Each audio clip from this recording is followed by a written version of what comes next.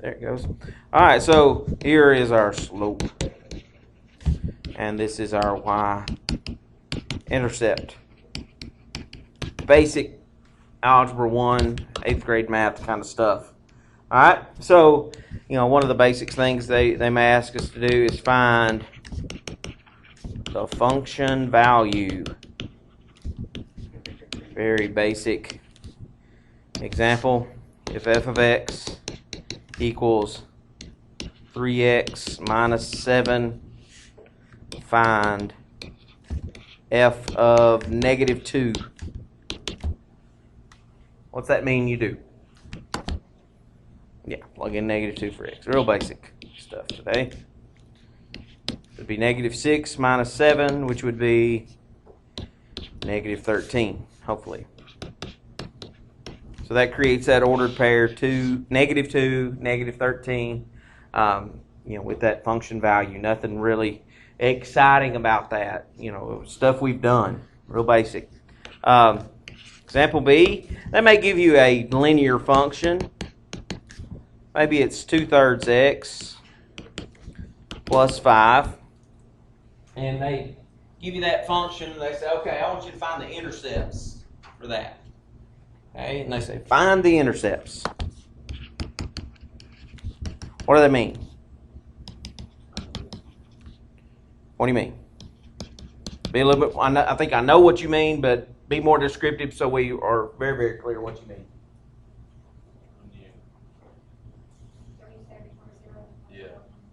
Okay, which one's which?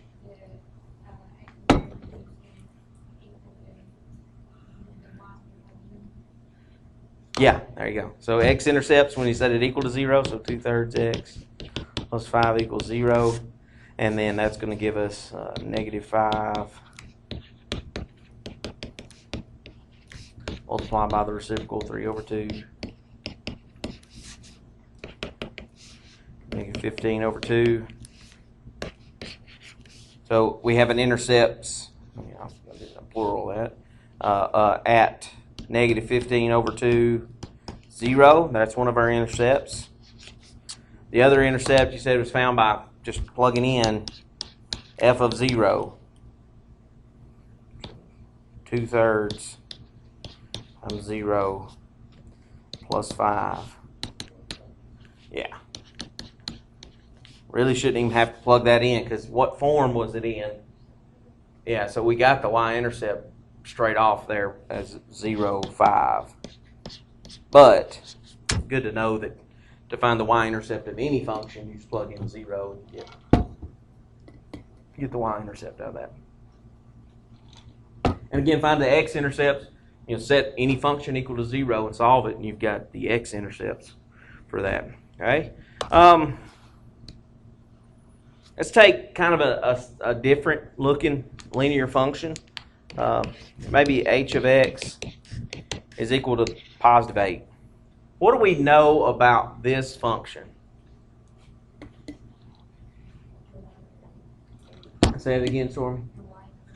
Y equals 8, that's true. It would be a horizontal line, absolutely, and horizontal lines have what kind of slope? Constant slope of what number? 0. Okay, so it has a slope of 0. Does it have an x-intercept? No. It's a y-intercept. Yeah, 0, 8. Okay.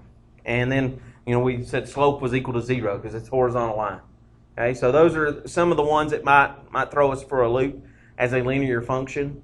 That if it asks for something out of that, it's not really there. What do we do?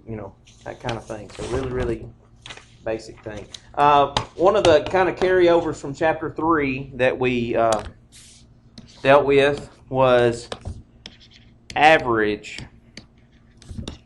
rate of change. What is that? Yeah, that's a slope. And they had some fancy notation for that, changing y, changing x. We know that that's just slope. y2 minus y1, x2 minus x1. We know that already. We already knew that, so not a big deal. Okay? Now, what they may ask us to do is write a linear model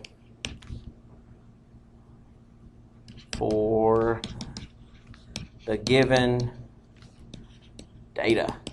All right, so they're going to give us some information, and they say, all right, write me a linear model for that information. So they may put that in a table. They may have X and Y. They may call it something else. They may call it, years and sales, or they may call it something to make it out of a real world problem there. But if they ask us just to write a linear model, what two things do we need to write a linear model? Slope and a Y-intercept. If we have those two things, then we can write a linear model out of that. So that's what we're going to do with this. So let's take some ordered pairs, and I at one time knew where these numbers came from, but it doesn't matter really where they come from. We can pretend that they're from anywhere.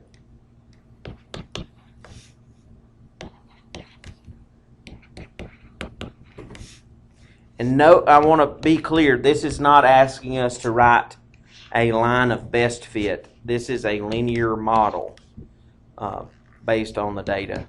So this is not line of best fit. There's a different method for that. We're just asked to write a linear model for a set of data. What we should know about that, notice, what's happening each time with the Y values.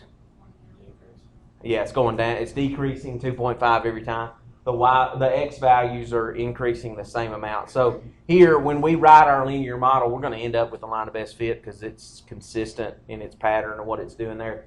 Line of best fit usually is when you have dots that don't exactly make a perfect line, and you want to try to fit it to a linear model. We'll talk about that as we go through some of our stuff in here and how to do that. We're going to use some technology to help us write that better line for that. But for this one, we'll get the best line just by doing that line of our linear model. So I said we needed a slope and a Y-intercept. So let's find a slope. What do I need to do? Okay. So which two ordered pairs do y'all want to use? Okay. It looks like a good pair of them to me. Doesn't matter which two. Not on this one because we've got the consistency in the Y values and the consistency in the X values. It wouldn't really matter which two you used. I like these as choices because it's really easy math. Because we take our Y's and subtract them, 45 minus 50, and then 40 minus 20. And we get negative 5 over 20, negative 1/4. And then how are we going to find the Y-intercept for that? Plug it in. So Y equals negative 1/4 X plus B. And pick an ordered pair to plug in there. I'm going to use one of them that we chose there. I'm going to use the 20/50 because I know 4 and 20 work out really nice. Negative 1/4 times 20 plus whatever B is. So that'd be 55 is what our Y-intercept is. And so our linear model would be f of x is equal to negative 1/4 x plus 55. We've written a linear model for that. What do we know about that linear model? What kind of things, we talked about a lot of stuff last week about functions. What do we know about that function?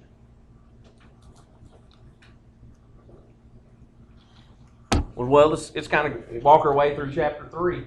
The first thing we talked about was domain. That was one of the first things we talked about. What's the domain of that?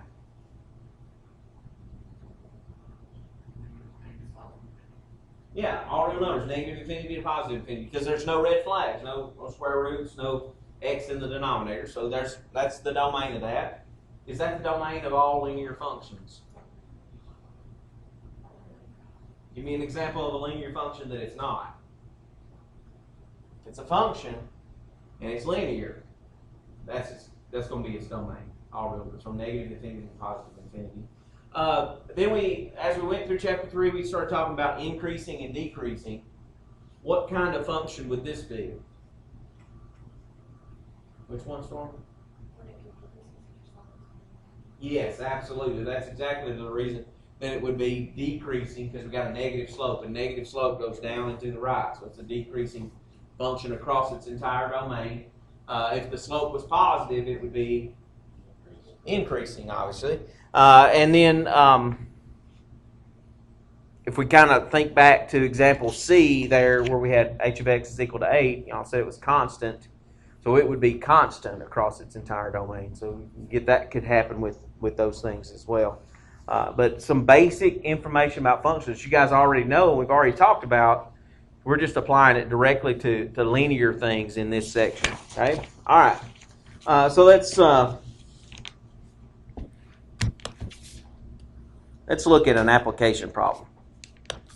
And I'm going to be pulling this from an example in your book so we don't have to rewrite this. This is on page 282. The situation is example 4. We're going to call this example E in our notes here. And it's talking about book value as far as what are we dealing with here?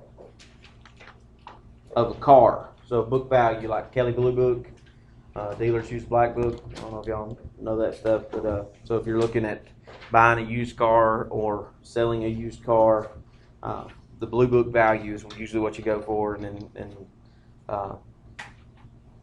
your best bet is to look at the trade-in value instead of any of the other stuff. But anyway, book value is this value of an asset that a company uses to create a balance sheet. Some companies depreciate their assets using straight line depreciation, so that the value of the asset declines or decreases by a fixed amount each year. The amount of the decline depends on the useful life that the company places on the asset.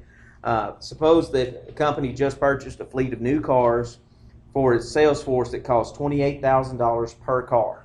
Okay, the company chooses to depreciate each vehicle using a straight line method over 7 years. This means the car will depreciate at $28,000 divided by 7, or $4,000 per year. So depreciating $4,000 per year is doing what to the value of the car? If you depreciate it, you're making it go down. So that's like a negative $4,000 per year. And then here's what we need to do. We need to write a linear function for this. Okay, so per year. That word per should point us to that negative 4,000 being the what of the linear function? The slope. Yeah, the word per should tell you, oh, if it's this linear, that must be the slope. Okay, so that's what that's going to be. So f of x is equal to negative 4,000. And then we need a y-intercept. What's the y-intercept going to be for this thing? 7 is the number of years. Think about what y is finding here. We're finding the value of the car. So at year 0, the car is worth $28,000. So that's where that 28,000 would be in there as a y-intercept. Because at year 0, the car is worth as soon as we buy it, it's worth $28,000 according to our company's rules. And this is kind of standard practice. Most accounting firms will, or companies have some sort of set way that they depreciate their assets over time. And supposedly what that can do is it changes the amount of your company's worth over the course of the time. And your good accounting practices are that as that depreciates, you're putting that money back so that on year 8 you can buy a new one. It's kind of what you're supposed to be planning for if you're running what would be considered a successful business. So if we were to graph that linear function, we would know we would go to 28,000 on the y-axis and then go down 4,000 over 1, right? We know we could graph that, right? I don't think there's a whole lot out of that. So let's answer a few questions, okay? What is the book value after 2 years.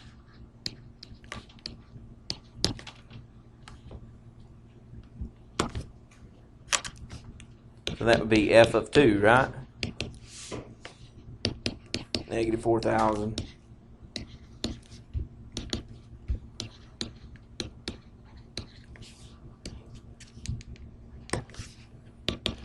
So that'd be $20,000, right?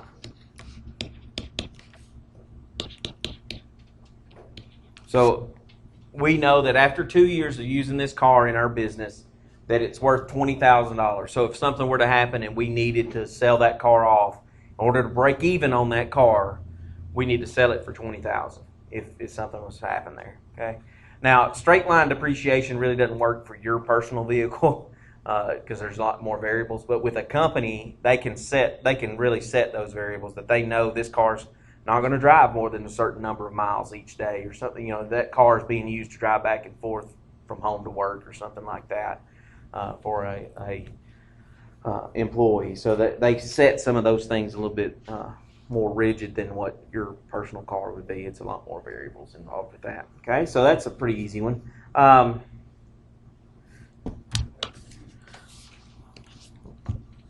When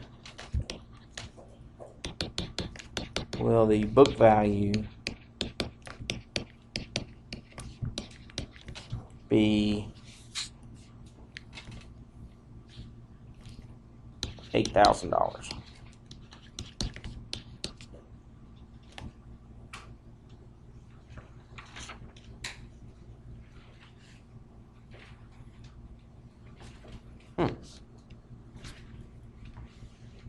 How are we going to do that?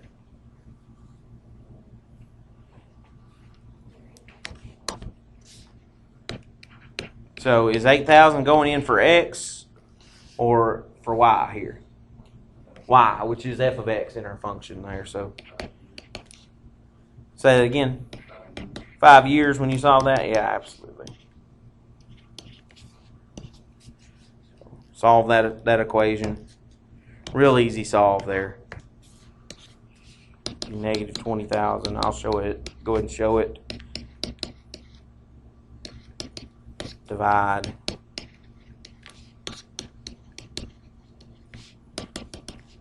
$5 years. After 5 years, that car's only worth $8,000. Okay. All right, so there's an application of some linear function stuff. So use it some, in business practices. The funny thing about linear functions are we try to use them more than any other kind. The human eye really finds lines really easily. We're not so good with polynomials seeing those happen. We can see a straight line happening. So that's why it's kind of used a little bit more than any of the others. You think about it, you've seen linear equations since you were in 7th grade. That we've been doing them every year. Here you are, college algebra, we're still doing linear equations. So the reason we do that a lot is because we use it a lot.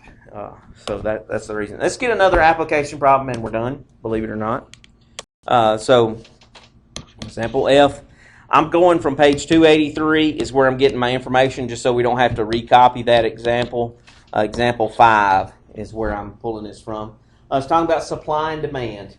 And quantity supplied of a good is the amount of product that a company is willing to make available for sale at a given price, and the quantity demanded of a good is the amount of product that consumers are willing to purchase at a given price. Suppose that the quantity supplied S and the quantity demanded D of cellular, let's just say cell phones, I can say cellular, cell phones each month are given in the following functions. Okay, so they give us a supply equation. So they're nice to us. S of P, P meaning price, is 60P minus 900. And then our demand equation, D of P, is negative 15P plus 2850. Okay. where P is the price of the cell phone, okay? Now, here's one of the things we're going to find. We're going to find the equilibrium price. Okay. So first thing is find the equilibrium. Got two L's. Oh, it's one. I would have misspelled that.